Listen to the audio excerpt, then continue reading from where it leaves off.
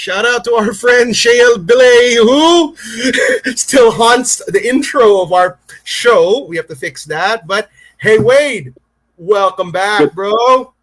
Good morning, Rob. How's life treating you this fine day? Life is good, my friend. Life is better than it's been in a long time. And I am stoked. I am officially stoked because today we have someone who I have been fangirling over for the longest time due to the epic level of clear and enjoyable content that he has given to the webisms of the world. He is the founder of the Esoterica YouTube channel. He is a PhD, and he's also a professor of religion and philosophy. Without further ado, it's my honor to start off season 4 of Magic.tv with the ever so educational, eloquent, and entertaining Dr. Jackson Sledge. Hello, Dr. Sledge. Hey, guys. Thanks for having me on. Good morning. Good morning. So, anywho, let's just play with this a bit. No, not my ugly face. There you go, Dr. Sledge. So, let's talk about you for a second, Dr. Sledge. How did it all begin? How did it begin from your study of the esoteric to the creation of the podcast, all of it? Like, what's the backstory? What's the origin story of this superhero of the occult community, Dr. Sledge? The origin story. I think like a lot of kids, I grew up on a lot of shows like Arthur C. Clarke's Mysterious World and Leonard Nimoy on In Search Of, and it's like Unsolved Mysteries with like Robert Stack walking out of the fog in his trench coat or whatever. And those shows are just about weird stuff in the world, like everything from Atlantis and Bigfoot and ghosts and UFOs or whatever. And when I was a kid, and also I liked to watch a lot of horror movies growing up, and I just loved that stuff. I loved the world of the mysterious and the arcane and the weird, and I think what happens typically as you get older is either you become skeptical of that material or you begin believing in all of it. I've never met a person who just believes in Bigfoot and they're just a Bigfoot person and they're not anything else. Typically, if you're on Camp Bigfoot, you're also probably the odds of you being on Team Atlantis are pretty high. It's a pretty good predictor. So I became a skeptic of that kind of stuff, but I also stayed interested in it. Right, I kind of did both. And that led me down the rabbit hole of researching things like Dr. John Dee and Enochian material and the Voynich manuscript. This is stuff I worked on a lot when I was a teenager. I think I discovered that stuff, early 90s. And eventually, as I was finishing up undergraduate, I was majoring in religion and philosophy. And it just became a really obvious question about, do I want to do this stuff academically? Do I want to jump off the diving board and really do this stuff in a more professional way? I'd written papers on Isaac Newton and alchemy and a whole range of things as an undergraduate. And basically I just wrote a letter asking the guys over at the University of Amsterdam, where it's one of the few degree granting institutions that allows you to study Hermeticism and esotericism. It's like, look, I'm going to come over there and study. I have a couple John Dee projects I want to work on. And they were like, "Yeah, you're accepted. Come on, here's some money." So they, wrote me. I got a scholarship, and so that was, I was on my way in sort of the academic study of esotericism and the occult. The channel was basically my brother's idea. I can't take any credit for it. It was totally my brother Jonathan's idea. I was like a lot of people, like get PhDs. You can't find jobs because your interests are very arcane, or there's just no one to hire you. And my brother, Jonathan, was like, "Hey, man, you should start a YouTube channel. I think you could really do well. I think people would really find what you do interesting. And, you could beat back against some of this disinformation." And I kicked the can down the road for a long time. I didn't do it, mostly because I thought that YouTube was just like a thing for like cat videos. I really wasn't that interested in it. And then there was a moment where I was getting ready to go on my honeymoon with my wife, and I was watching a bunch of content about Iceland and Old Norse language and myth, and I ended up watching Dr. Jackson Crawford's channel. And Crawford was, he's an academic, and he was underemployed, and he was like, "Look, I'll just stand in front of mountains where I want to be anyway and talk about Thor or whatever." And I realized this guy's kind of making a living doing this. He's really getting to do his passion, and he's putting out good information. And he in Norse myth and stuff, there's a bunch of all kinds of dubious content on the internet about on that as well.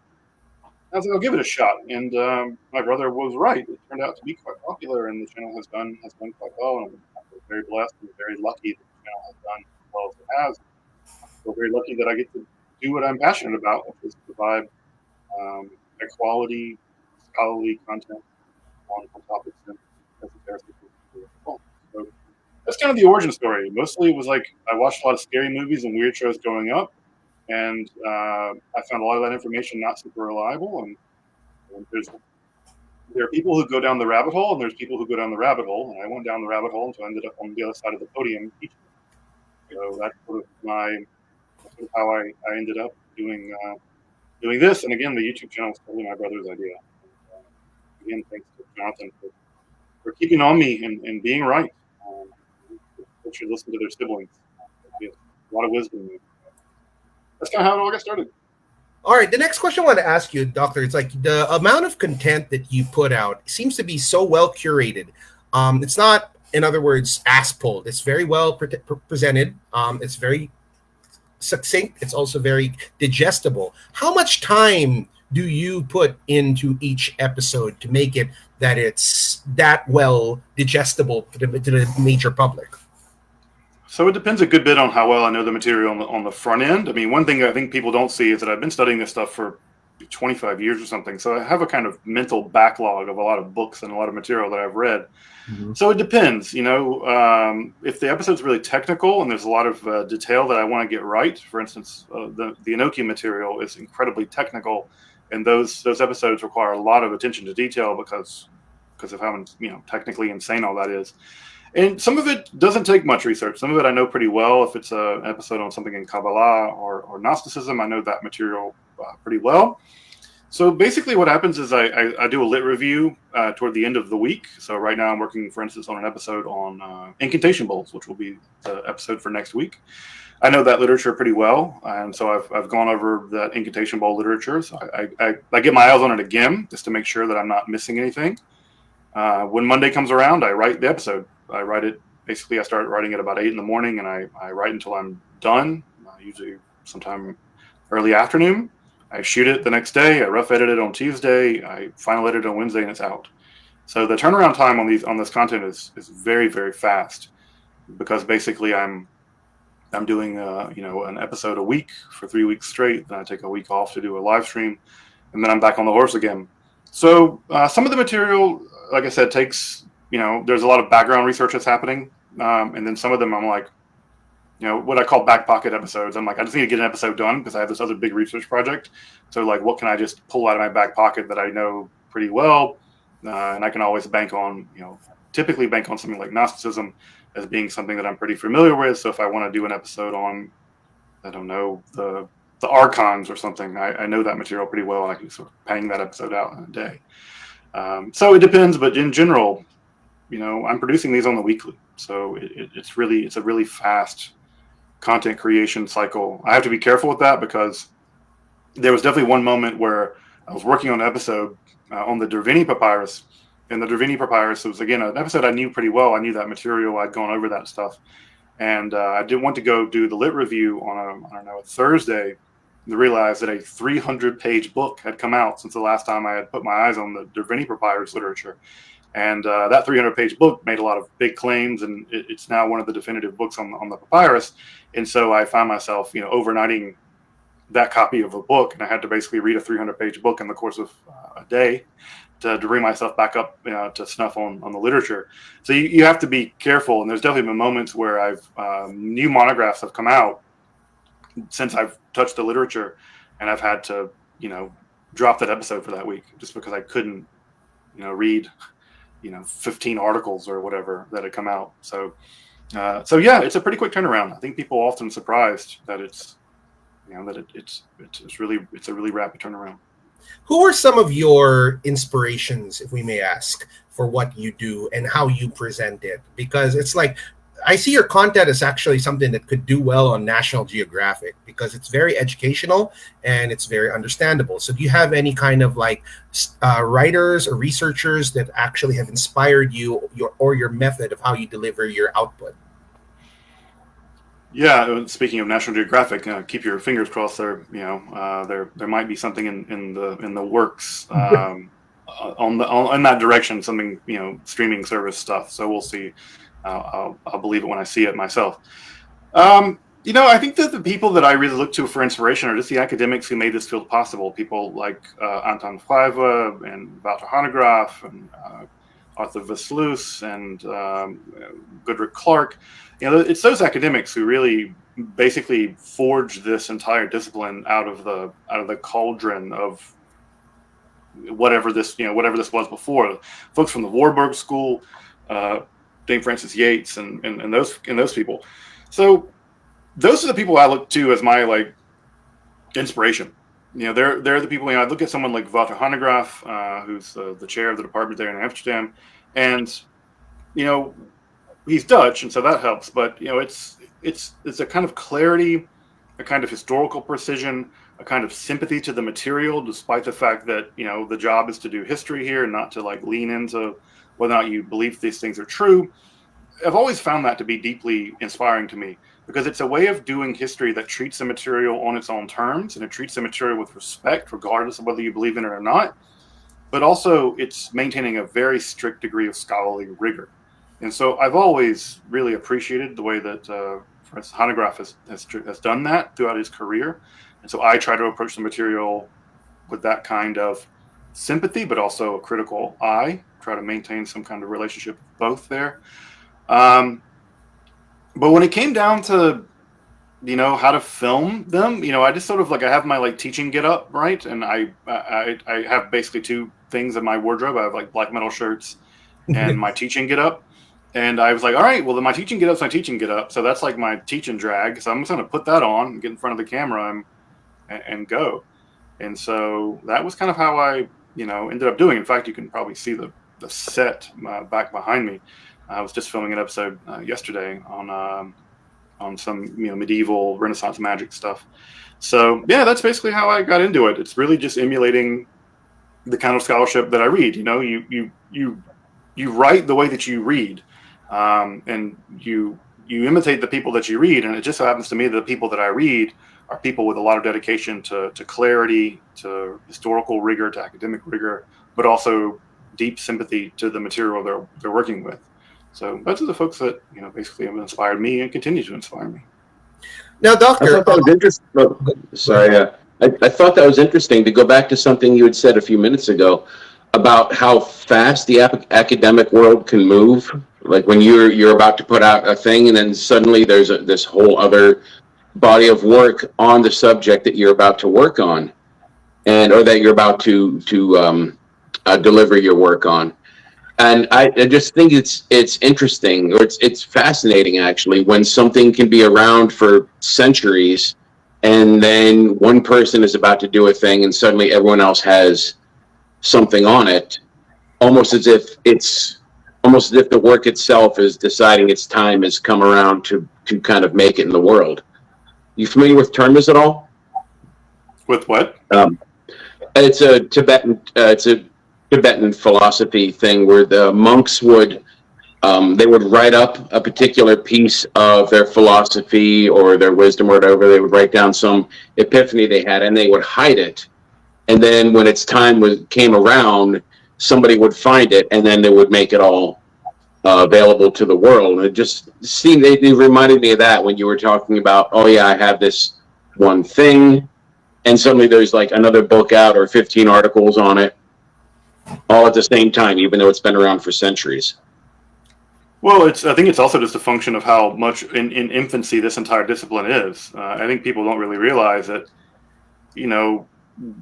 Western esotericism hasn't been an academic discipline, but for 25 years or something. I mean, think about, think about how long, I don't know, philosophy has been an academic institution, right? Or law. Law's been an institution since the University of Bologna. It's the first academic institution in Europe. theology has basically been one since the founding of the University of Paris in the 13th century. So they have 800 years on us. This is a really new discipline, and so there's two things I'll say about that. One is that there's just a lot of new things all the time because there's just going to be a lot of new things because it's such a new, young discipline. And secondly, everything I'm doing on Esoterica is going to be out of date in 20 years. New scholarship is going to come along and revolutionize the field. New discoveries will be made. And so, the greatest thing about watching Esoterica grow is that there are even episodes that I've made where the scholarship has gone in a different direction, and those episodes need to be remade to catch back up with the scholarship. So I think it's mostly a function of just how much of a baby this entire field is, and that's a good thing because there's a lot of work to be done. It's also a bad thing because it's also a very, very tiny field, and they're not for now. Many people for now. I mean, hopefully it'll grow larger, but it's not going to grow larger until there are more institutions that are willing to fund the research and have chairs and have faculty and actually put this into the university environment. And so until that funding is forthcoming, this will be the domain of 150 scholars. Think of how many chemists there are out there, and compare that to how many people studying Western esotericism. How many English people there are out there? How many books get written on Beowulf every year? We are a tiny, tiny, tiny, tiny part of the academic world, and we are marginal at best, and we are new. We are very, very new. So, I'm really glad to be again part of bringing it to the larger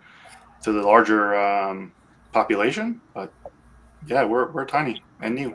Speaking of people who are making a positive impact, though, on bringing out this academe to the world, our good friend from Anathema Publishing, Gabriel, said hi. Good, was able to catch it. Gabriel, thank you for everything that you do. You are the tip of the sword when it comes to quality occult works in this world. I'm very proud to be a supporter of your brand. Your work is artisanal, for lack of a better word. Brings me to my next question, though. You are. I just want to echo that point. Gabriel's not just a great publisher; he's just a wonderful person. Yeah, he's a supporter of the channel, and what a menschlich dude! Like, there's lots of things to say that are great about Gabriel, but he's a super kind person. But on top of that, the books that he produces are just beautiful, and his publishing philosophy is a publishing philosophy that the publishing industry in general needs to take more seriously. So thank you, Gabriel, for the work. Yes, agreed with that one. Which brings me to my next question. As an academic, have you had clashes with the academe, with what you practice, or not what practice, what you study? In other words, have you had people in your college just say, "Oh, you're a quack. Why are you studying that nonsense? That's baseless, this and that," or have you just pretty much just brushed it off? I don't even know the academy, the workplaces I work for even know what I do. There's no religious studies departments and philosophy departments that would actually house me. So in some sense, they only know me basically as a person who teaches like low-level philosophy and religion classes. So no, I've never had a class because they don't even know what I do. They hire me to teach intro ethics classes and intro logic classes and intro philosophy religion classes, and not anything in my specialty, because only upper level professors get to do teaching in their specialty at the level of seminars. So no, the short answer is no, they don't know. I think it's funny because there was a moment where one of the places I teach at, it was either the dean or the chair of the department randomly found one of my videos doing his own research for something else. And he stopped me in the hall and he's like, "I didn't know that you specialized in that. And I also didn't know that you have this following on YouTube." I'm like, "Yeah, some of us, we find other ways, we find other avenues to teach the things we care about because the institutions don't support us to do that." And, and it's not his fault, of course, but no, in general, when I have presented papers in an academic environment for non-Western esotericism people, for regular normie people, civilians, they've always just been fascinated. They're like, it's just a domain that most people are fascinated by. And when I give a talk about alchemy and there's a bunch of chemists in the room, they're always just like, "Oh my goodness, this is fascinating! Like, bring this guy on." And then of course there's no department to hire me, so it's funny how it goes. But no, I've never faced any sort of institutional discrimination, mostly because I don't think they have any idea what I do. Which brings me also to another thing I wanted to share with you. I don't know if it was a year or two ago. There was one actual campus in the United States that was offering a course on magic and occultism. I don't know if you heard about that. And I was wondering, as an academic, do you think that that's like ahead of the curve? Like we can expect more and more of these to come? Or was that kind of just a flash in the pan that they tried it, it failed, and it's never coming back? I think that there'll be more of it. I mean, I think the University of South Carolina, if I'm remembering correctly. I think that's the one. I think that's the one. Yeah, they have a master's program in magic and occultism, so you can go get a master's degree there. So they have a whole master's degree that's functioning and quite popular. Rice has I think a specialty in the master's level, maybe in Gnosticism. So I do think we're going to see it steadily increase. I also think we're going to steadily see philosophy departments and religious studies departments shuttered. So I don't know at what pace that'll keep, but I do think they're interesting. I mean, I'm supposed to be putting together a class on the philosophy of magic for my university. So, man, I think that class will do quite well. So, yeah, I think it will see an increase just because I think there is a broad interest in this material, and I think the success of Esoterica as a channel is in some sense proof of that concept. All right, now this is the question. In University of California, you can design your own master's program, your own degree program. And his name escapes me, but the guy from Shambhala Publishing actually put together a curriculum to do a master's program in magic. And so he was the first one to do that, to get that degree through University of California. Yeah, I think that magic is the most approachable. Although I do find that magic's so broad. To me, I can't imagine a sort of magic simplicator. I mean, just medieval magic alone, you could easily do an entire master's degree just on that. I believe that's what it was, like the history of magic, like the study of, like, I believe just European esotericism. Yeah. I don't think it covered like in Africa and all the other countries. And yeah, that would be impossible. Yeah, I mean, it's certainly possible. But the truth of the matter is that it's not just a problem of getting religious or getting esoteric content in the university system. It's just getting basic religious studies programs. Mm-hmm. It's not just, you can't really do a master's degree, I think, in magic if you don't have some background in religious studies. And most universities don't have religious studies departments. The two that I teach for here don't. And Michigan is one of the most religiously diverse places in the Midwest. We have the largest Arab population outside of the Middle East, and convincing them to have just basic intro to religion classes is beyond the pale. So in some ways, it's not a question of should we be having esoteric studies programs or whatever. I think that's not even imaginable until we have robust religious studies departments. And, for me, I'm like, yeah, of course, I'm biased to my own specialty, but we need to be having intro to religion classes. We need anthropology religion classes. And even getting those off the ground it requires a miracle. So having intro to occultism is just, I think, beyond the pale, unfortunately. Which brings me to my next question, Dr. Sledge, which is, do you think that nowadays, with everybody being pretty much sometimes anal about the scientific aspect of things, is this something that will either be a detriment to topics like what Esoterica offers, or will we find a way of harmonizing the scientific mind with the topics that we talk about in Esoterica? I can only speak for what I do. I'm a scientific person. I would identify as a materialist. I'm a very boring metaphysical belief system. I think that we just have to have a broader sense of what science is. I like the German conception of science, is Wissenschaft. When you systematically study something based on data and evidence and reasoning, the Germans will use the word Wissenschaft attached to it. For instance, if you scientifically study religion, if you study religion using evidence-based approaches, they'll call it Religionswissenschaft, the science of religion. That seems to contradict. That seems like a full-blown contradiction in the way that we think about the relationship of science and religion. But yeah, one can study esotericism using scientific means. Now, I think that what has to be said is that we shouldn't have science be the end-all, be-all explainer of everything. Science certainly can explain a great many things, but there are certainly areas where science can't. Ethics, you can't science your way to ethics. That's a philosophical domain. And I don't think that all truths, it seems unlikely to me that all truths, whether they be exoteric or esoteric, it seems unlikely to me that they're all going to be propositional in character. And insofar as there are non-propositional truths, which seems to be likely, I think, then even things like philosophy are not going to be exhaustive of the truth, even when combined with the scientific method. So I suspect that there will be other domains where other forms and other ways of knowing, for instance, non-propositional ways of knowing, will be appropriate for those types of questions. And of course, religion and mysticism and esotericism are going to be high on that list. Oh, now this brings me to the question I asked you in the pre-show, and I'm sure a lot of people would want to know this because you study in a lot of occult topics. I mean, you obviously have that very lovely bookshelf behind you. It's probably more valued to me than my entire house. Now, the question I wanted to ask you was, have you ever come across a text that kind of scared you, or like that you thought was just freaking dangerous? Like, holy shit. I mean, I don't even think it's like if you saw me reading a book on that, you'd be like, Rob, put it down.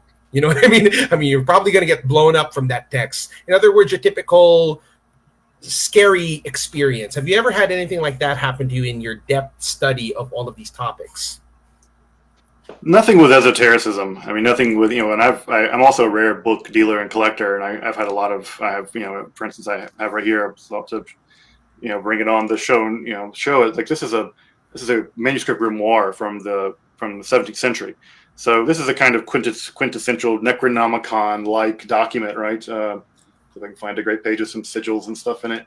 But this is a handwritten 17th century grimoire.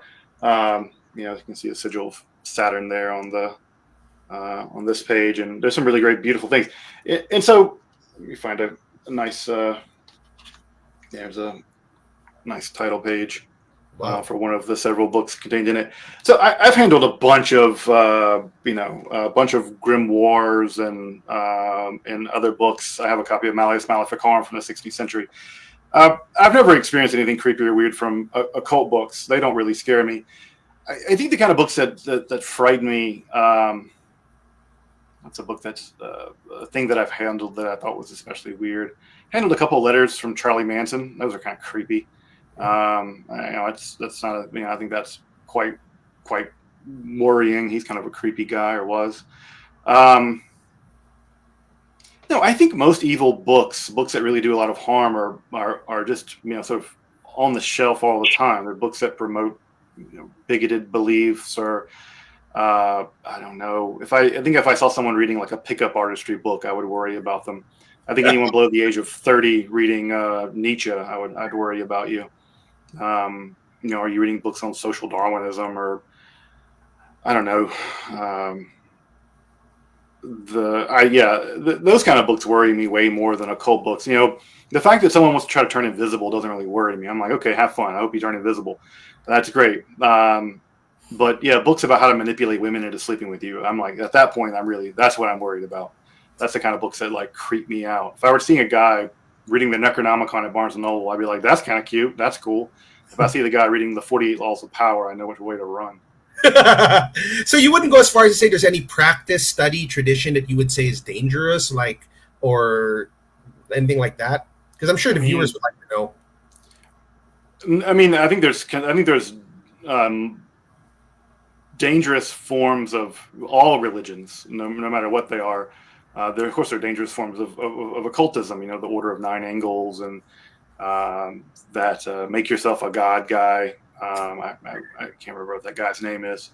That stuff is dangerous. It's dangerous But it's dangerous, like every other kind of cult. Dangerous sort of religious movement is dangerous. I think Opus Dei is a dangerous form of Catholicism. Fundamentalism is dangerous in general. So, yeah, can a person reading Aleister Crowley at the wrong age without people really like helping to explain what's going on there be dangerous? Sure. But frankly, I mean, we worried more about, you know, the wrong person reading the King James Bible. That's done a plenty good amount of harm. You know, the King James Bible in the hand of a Klansman is far more frightening to me than, you know, some dude lugging around Aleister Crowley or the Necronomicon or I don't know, the Lesser Key of Solomon or something. No, I'd far rather people summon demons than, you know, I don't know, muck about with Nazism or something. All right, because I remember years ago there was this very interesting movie. It was called The Possession of Michael King.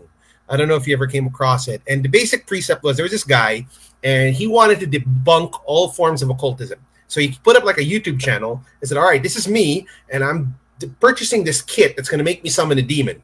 And I'm going to see if this works to prove that it doesn't work. Then he attended some sort of black magic ceremony. Then he attended some sort of necromantic rite. Anyhow, the long story short, he got possessed.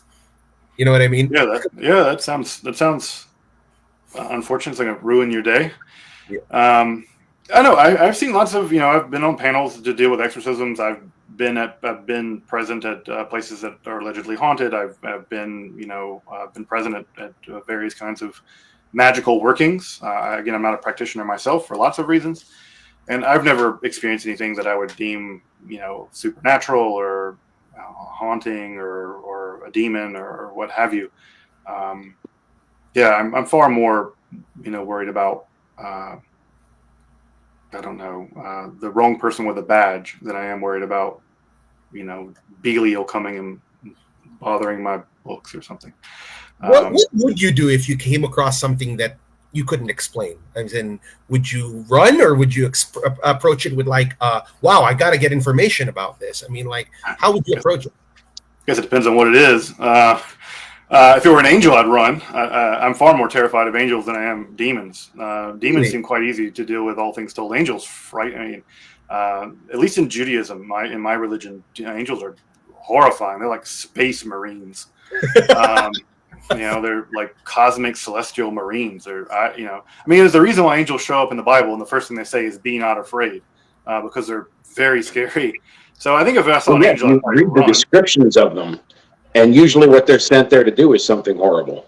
Yeah, they kill people and things like this. Yeah, you don't want an angel showing up. So of all the metaphysical entities I've ever read about, just regular old Hebrew Bible angels are the most terrifying to my mind. So if I saw one of those, I'd probably run. Not that you could outrun an angel. But I don't know. I guess if I were to see something like a ghost or a disembodied spirit, I think I'd try to be like I would be with anything. You know, it'd be like, okay, so this is very unusual. I have some skill set to try to make sense of it, and I'd try to be as I would try to be as cautiously engaged as possible. Just like if I were to find a metal box, and the metal box had a bunch of radioactive symbols on it. You know, I'm not going to just like open that up willy-nilly and play with it. I'm going to try to be like, okay, what do I do next? What do I know about radiation? What do I know about where this could have come from? I'm going to treat it a bit like that, something potentially dangerous, but if it's dangerous enough, I'll get away from it. But otherwise, I'll try to make sense of it. But yeah, I think it's totally possible. I think it's totally possible that I have my metaphysical beliefs or lack thereof. I'm a materialist. I basically don't have much evidence to say to me that there's anything beyond the 25 particles and 4 forces that the natural world is governed by. I'm likely wrong about that because clearly physics is not complete. But also, I just don't trust my experience very much. I think if I see something that I couldn't explain, I'd probably just think I'm hallucinating. And I'd be like, the same way that I've taken lots of big doses of LSD, and of course God inconveniently shows up on LSD. And I'm like, okay, God, if you're really there and you're real, show up tomorrow when this shit's wore off. And God conveniently never shows up. So if I saw a ghost walk into my room right now, I'm like, okay, like come back tomorrow at the same time. You know, that'd be the kind of thing that I would do. But no, I've never seen anything that would convince me that that of a supernatural world. But at the same time, I'm also willing to admit I'm probably wrong about that. Going back to what you said about you being afraid of angels more than demons, in the study of Enochian, and I've read, I'm nowhere near the level of like what Aaron Leitch is or some of the other authors, but I did come across this term called either the Enochian apocalypse or Enochian meltdown, where people who practice Enochian or who are practicing the Enochian practices are potentially going to trigger an apocalypse.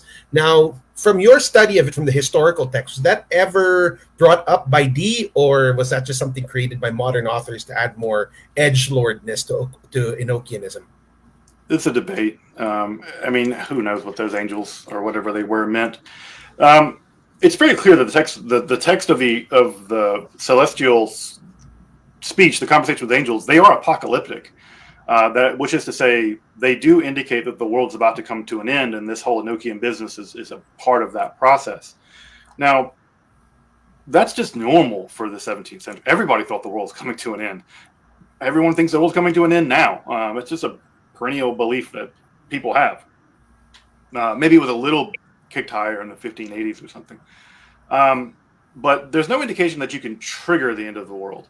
In the Enochian material, it seems like that the Enochian material is itself part of an apocalypse, but you can't accidentally the apocalypse using the Enochian system. As much as it is one system, it seems like it's sort of cobbled together 3 or 4 or 5 things, and the systematizing is what modern people or Dr. Rudd did or whatever. But when I look at that material, I don't see one coherent system. What I see is fragments of things, and it's clear that it's so fragmented that Dee and Kelly themselves never put it all together. Mostly because Kelly left and Dee went back to England, and he continued working with other scryers after, or at least one other scryer after he and Kelly broke up. So unfortunately, all those documents are lost.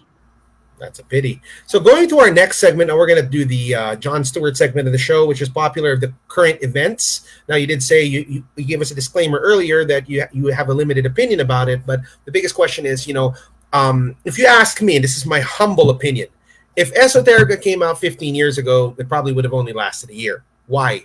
Because people did not understand the topic enough, or there wasn't enough information to go around to curate people's minds to appreciate it the way people do now, where it's a hit show. I mean, like, I literally look forward to episodes every time they come out. So with that being said, Dr. Sledge, what is your take on the demand and the status of like how these topics that you talk about in Esoterica are doing? In other words, are we slowly dying out, or are we looking at new Jedi Order coming because of these kind of topics? Have you noticed that people are more into it now because of things like TikTok, or do you realize you're just attracting the wrong kind of audiences? What's your personal take on this?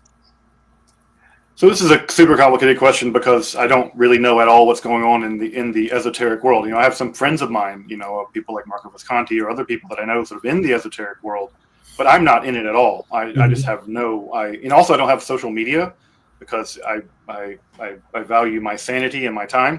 And so I also just don't even know what's happening on social media, which is where a lot of this is going on. So I don't have TikTok or Instagram or Facebook or X or Twitter or whatever it is now. So also my expertise just drops off after about 1750. So I don't really know much about contemporary esotericism. I think people are often sometimes like shocked that about what I don't know. People ask like, what do you think about Gurdjieff, or what do you think about this, or what do you think about Aleister Crowley or Wicca? I don't think anything about them because I don't know anything about them. My knowledge is purely historical and basically pre-1750. I mean, I know the requisite amount of Aleister Crowley. I've read the Kaczynski, biography of Crowley, and I've read Crowley stuff, so I know a little bit, but only a tiny amount really compared to other people who work in this world.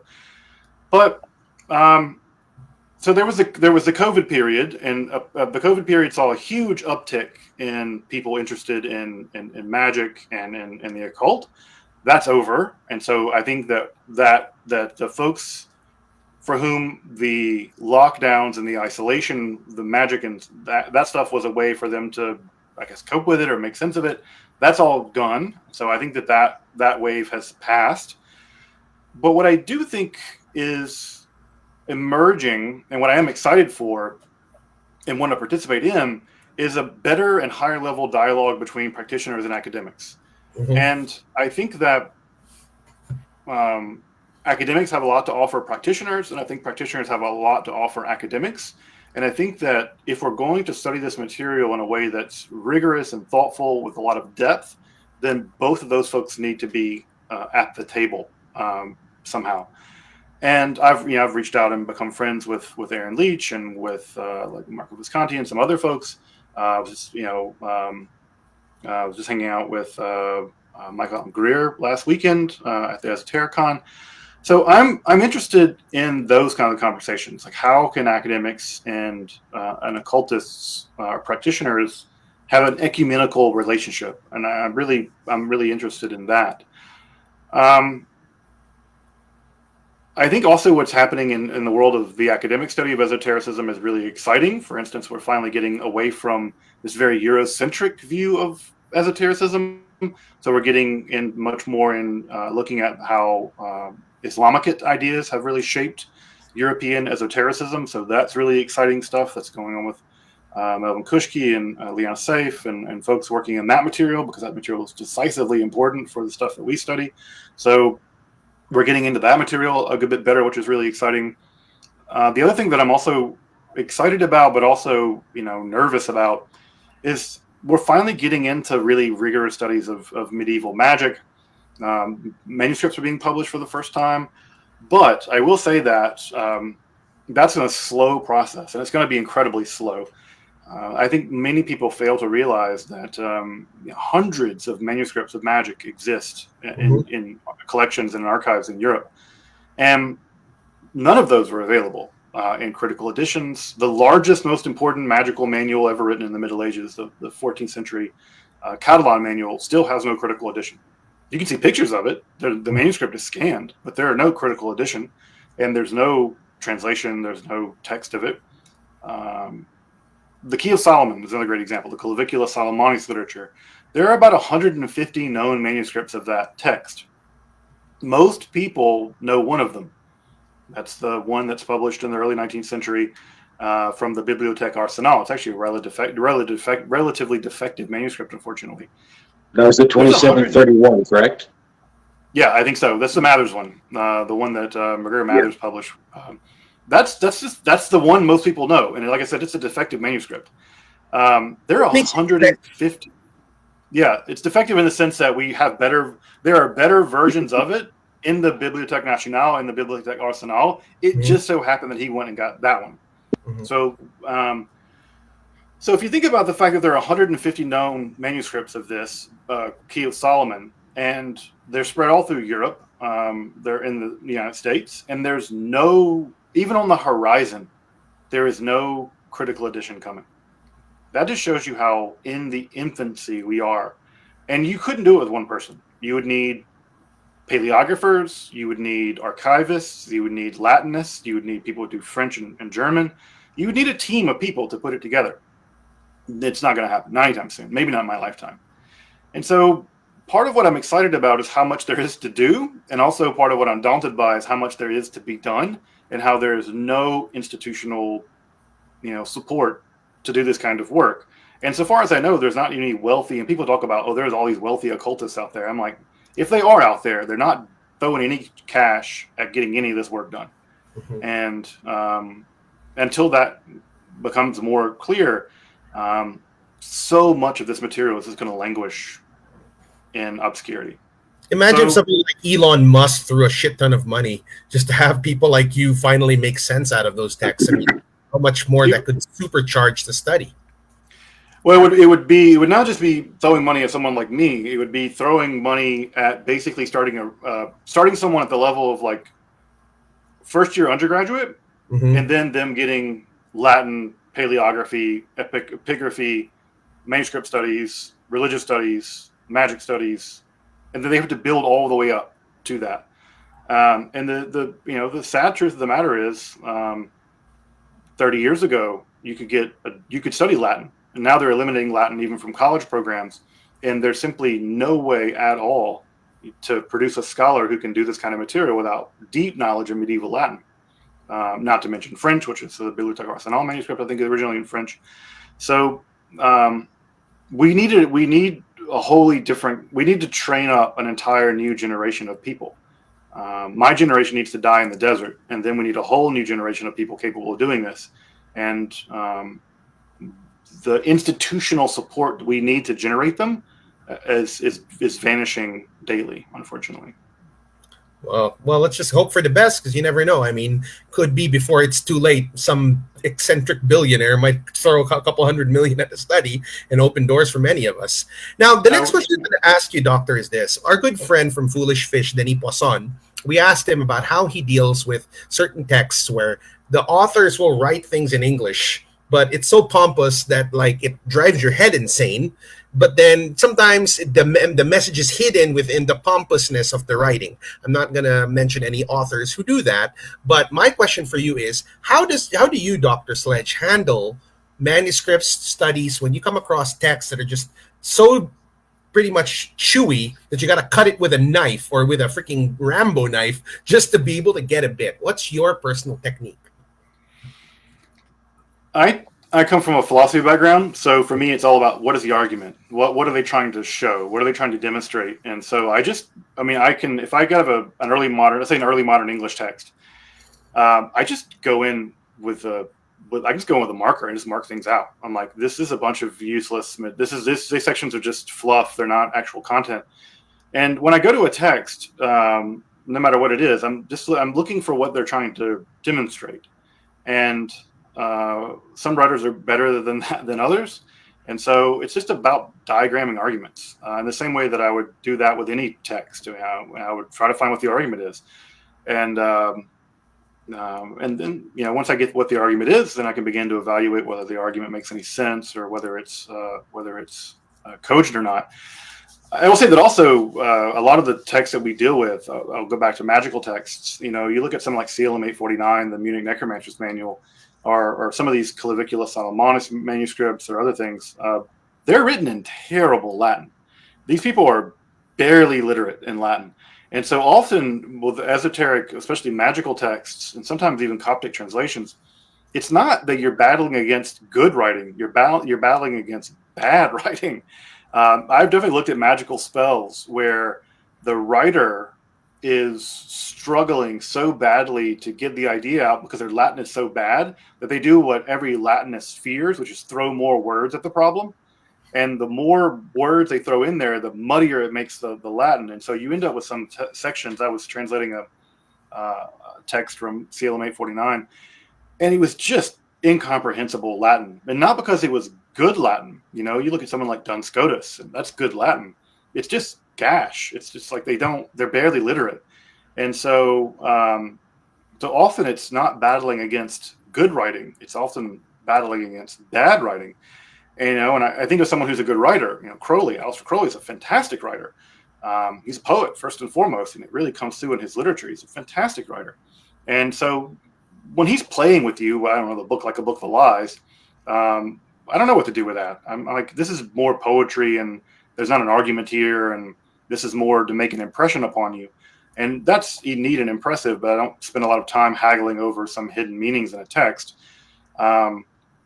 But if I'm dealing with an alchemical text and it's written well, then my general operating assumption is the alchemist is trying to encode something in here, and the task is to pull out what's encoded. And there are lots of tips and tricks that one can use, for instance, with Latin or with alchemy. But typically it's just about knowing the literature. Often people go to a text for the first time and they're like, oh, this is really weird. I don't know what it is, because they've not taken the time to situate that text within the context of the larger landscape of that literature. Alchemy being a key example of that often happening. People will go to one book and be like, I can't make heads or tails of this. I'm like, yeah, because this is not just one book. This is one part of a conversation that you're walking in on very late to the game. And so mostly it's teasing out that stuff. But, I don't know that I've ever come to a historical text where it's so baffling that I can't make any heads or tails of it. I mean, some of them are so turgid that I don't know completely what to do with them. I'm thinking like Pistis Sophia, the Gnostic text, is so turgid and complicated that it's hard to tease out what in the world's going on sometimes. But even the Enochian material, which is incredibly complicated and incredibly bizarre, if you work with it, there's a sense to it. There's an argument there. There's logic to it. You just have to work hard to tease it out. My next question for you before we go to the next segment is this. I'm looking at some of the fantastic books on your shelf, and I've noticed something that there's a difference between reading a book and studying a book.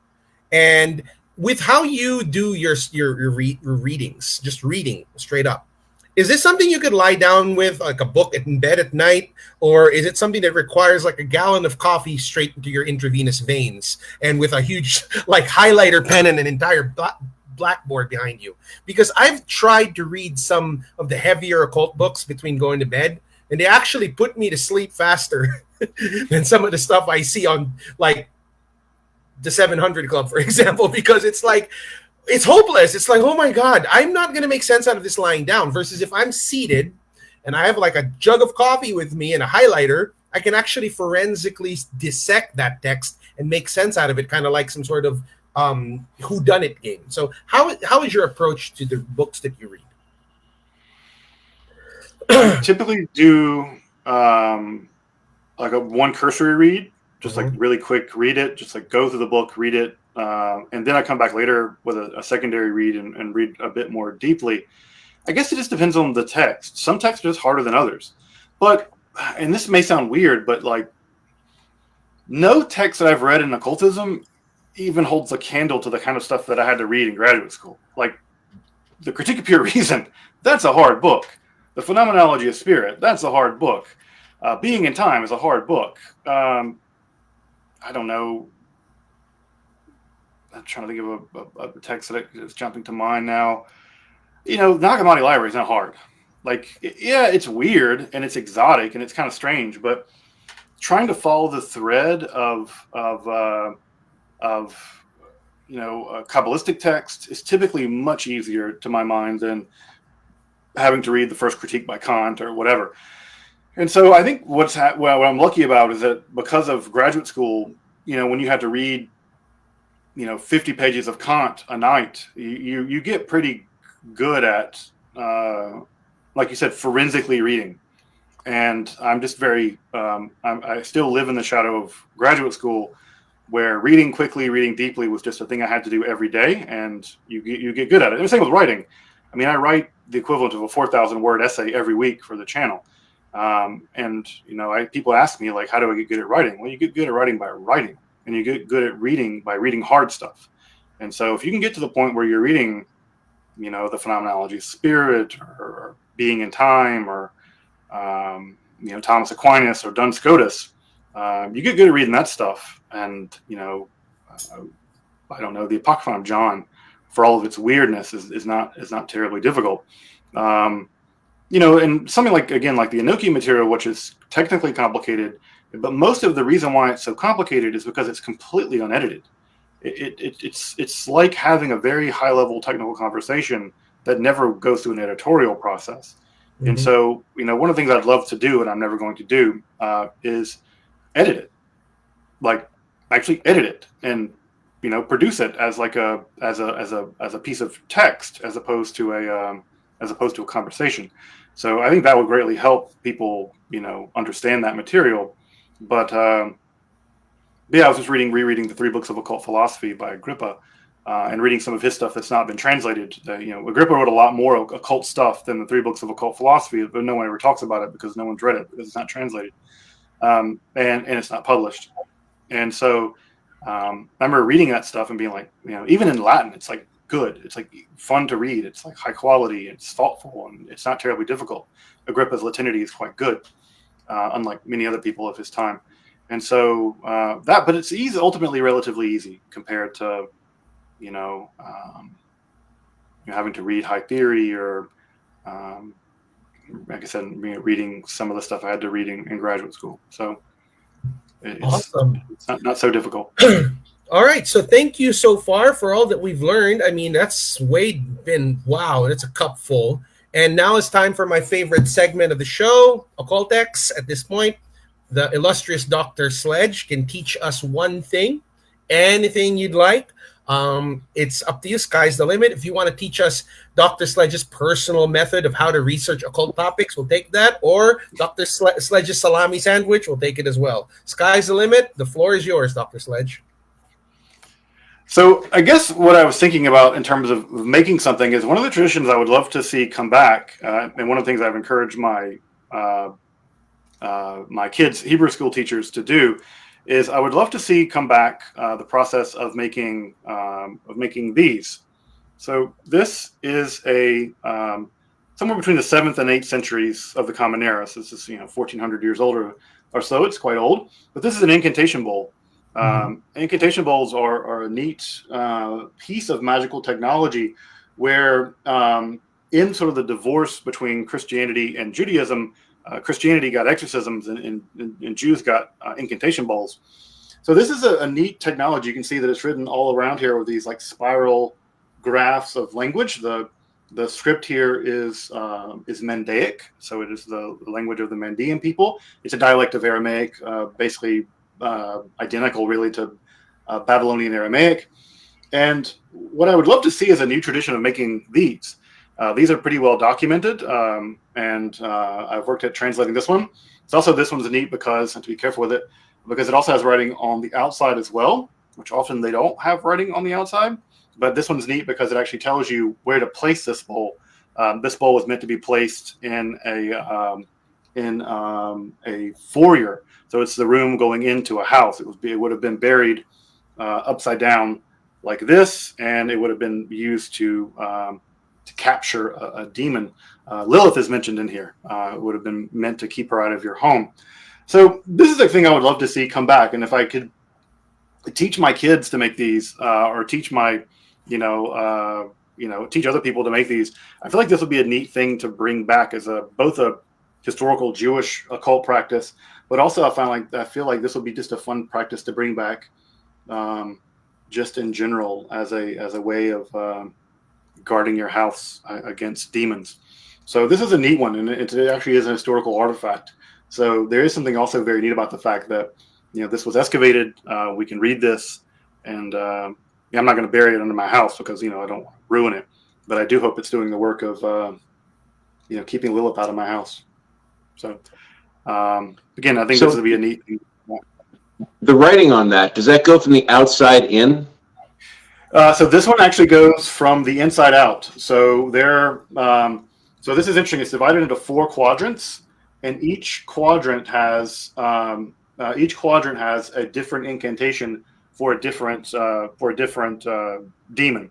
So in this case, Lilith is named, in addition to a couple other ones. So they typically go from. So this one you can read starting here. This quadrant goes that way. And then you go to this quadrant, it starts on the inside and goes out to the edge. But there's a lot of different ways that these are written. So, and what's interesting about these is that they were not made to be incantation bowls. They were just bowls. And then the ritual expert bought the bowl and then wrote the incantation in it, and it was given to the client. And we can tell what's interesting about these is we can often tell who the client was. The client, in fact, is named in this. And so you can often tell who the client was. You can tell what they were concerned about. You can tell, in general, the ethnicity or religious group that produced it. And so we have Jewish, Persian, Zoroastrian, and just a few Arabic ones from the very late period. So they're neat in the sense that these incantation bowls give us a glimpse into the kind of anti-demonic magic that was practiced, in the 6th to 8th centuries. Basically in just one region of what is now Iraq, the area around Nippur.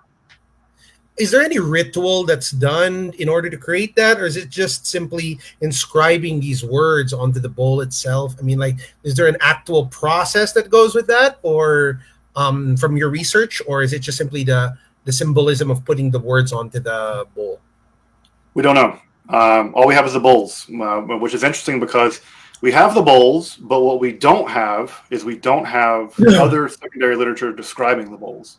Mhm. So we have lots of magic. There's lots of magic being practiced in Iraq at that time, and in lots of Jewish magic as well. And we have some times where the Talmud will discuss forms of Jewish magic, but we never have them describing the bowls. So this must have been non-elite magic, we might describe it. And in fact, some of them are interesting because this one is actually literate, which is to say it actually does say something. But we have lots of bowls that are written for people that are just squiggles. They're random letters. The writer of them may have known that the person getting them was illiterate and didn't write anything. It's just gibberish. So some of them are just random scribbles. I've seen one in Ann Arbor at the Anthropological Museum there that shows 2 chained demons. Typically, the demons are depicted as being chained up, but the writing is just gibberish. It's actually not. It's pseudo writing. So it's interesting that some of them have pictures, some of them don't. But I'll be making next week's episode just about incantation bowls, and specifically about Lilith, because Lilith she is very prominent in the literature of the incantation bowls, and not just Lilith, but also male Liliths, which no one ever talks about. The male ones, female Lilith gets all the play, but they were male, what are called Liline, which is the masculine plural ending in Aramaic. We'll talk about the male Liliths that never get talked about. Is there a place where the words on that bowl are actually encoded, or nobody's done that? Encoded in the sense of like a. It's like you can literally read what's on the bowl.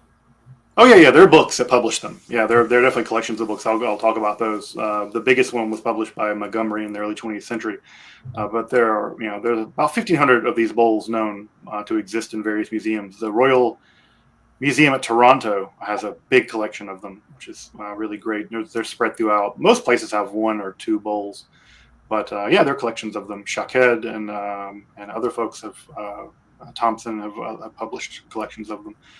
Just reading through all of the published ones the past couple of days in my literature review for writing the episode, and they're a great glimpse into the demonology of that time period and the kinds of things that they thought demons were up to and how to stop them, and even how to redirect them, which I find interesting because sometimes they write incantation bowls to trap demons, and they use that trap demon to go bother someone else.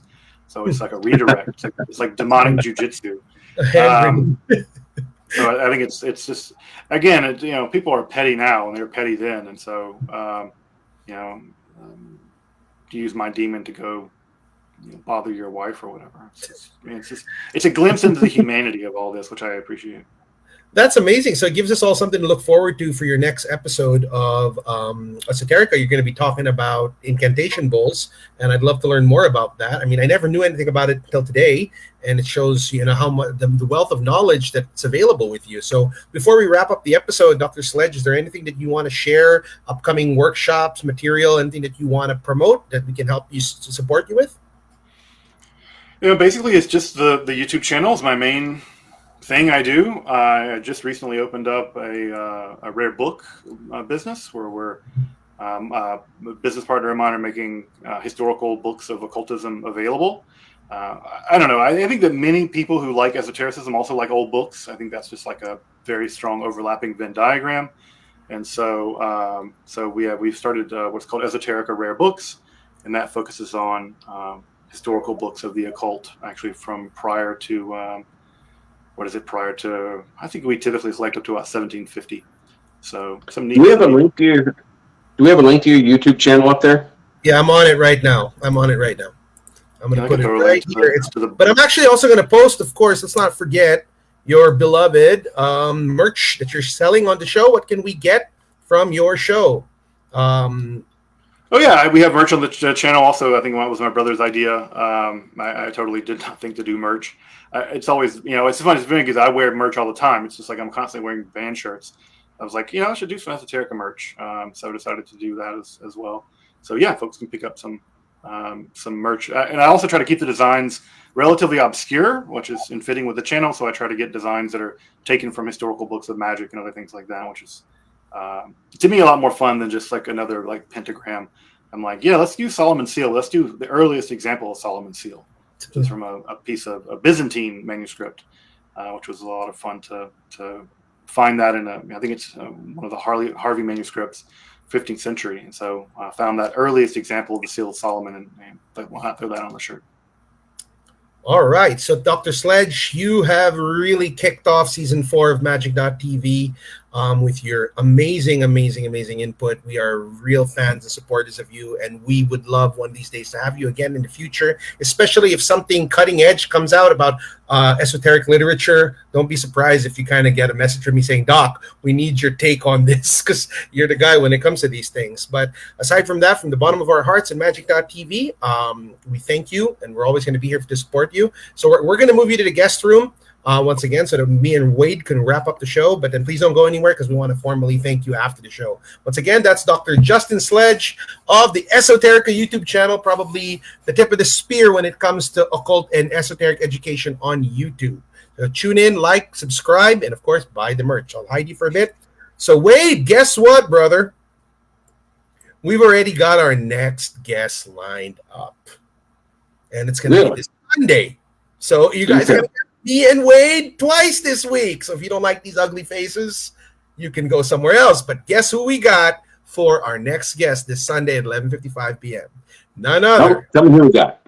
We got the creator of one of the greatest contributions to magical study today, somebody whose writing has simplified dramatically the study of grimoire arts. We've got David Rankin, the creator of the Grimoire Encyclopedia. Remember that book I sent you for Christmas? Oh, yes. Oh, yeah.